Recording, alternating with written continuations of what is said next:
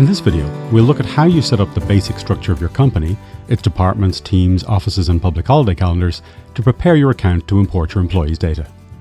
Before you can get your employees' information into Personio, you need to set up the basic information for your company. What departments and teams it contains, what offices it has, and what time zone, currency and public holidays apply in each office. Doing this will personalize Personio for your company, set the full-time hours for departments so part-time salaries can be calculated correctly, allow you to set the public holidays that apply in each office so that absences on those days aren't taken from employees' absence balances. Step 1. Configure general company information. To configure your general company information, go to Settings, Organization, Company. Click Edit. Fill in your details and upload your logo, which will show in Personio and in any email notifications that your company sends from it. You can then set the currency, time zone, and public holidays for the whole company.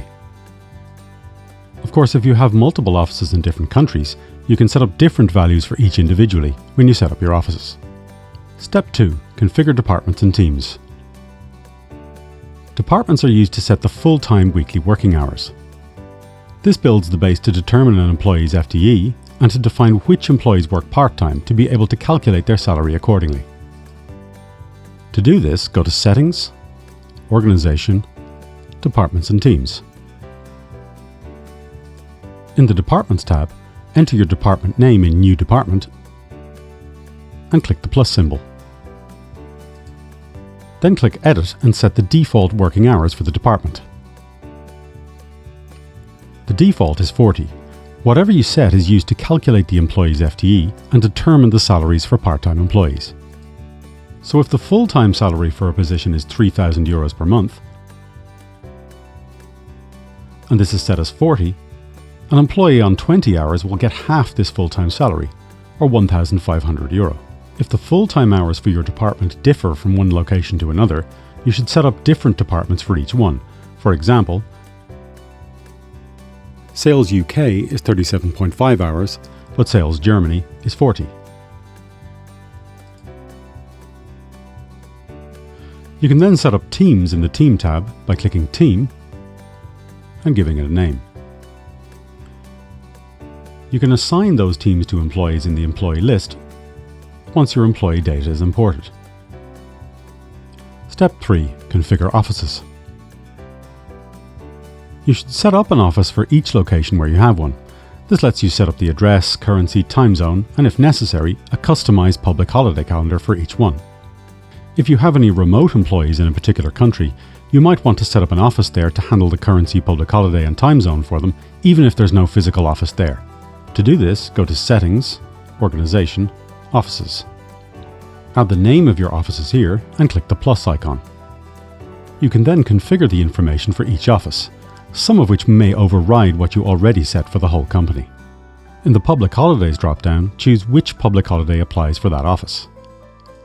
This drop-down will contain all the preset holiday calendars and any custom ones that you create. These calendars set what days are considered public holidays for that office, meaning that employees will not need to use their absence balances to be off on those days. Step 4. Configure public holiday calendars. To define the public holiday calendars that appear in the public holiday drop-down, go to Settings, Work Hours and Absences, Public Holidays. If one of these system holiday calendars here meets your needs, you can simply assign it to the office it corresponds to. Otherwise, you need to create a custom calendar, either by modifying an existing one or creating a whole new one.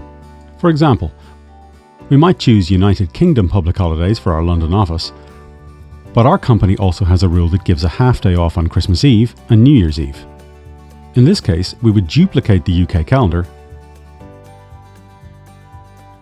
and add these two half days to it.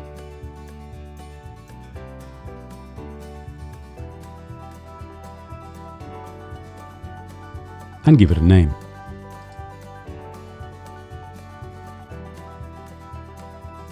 So once we've assigned this custom calendar to an office, any employee in it who requests holidays on Christmas Eve will only need to take a half day off. Congratulations, you've now set up the basic information and structure of your company and are now ready to import your employees' data into it.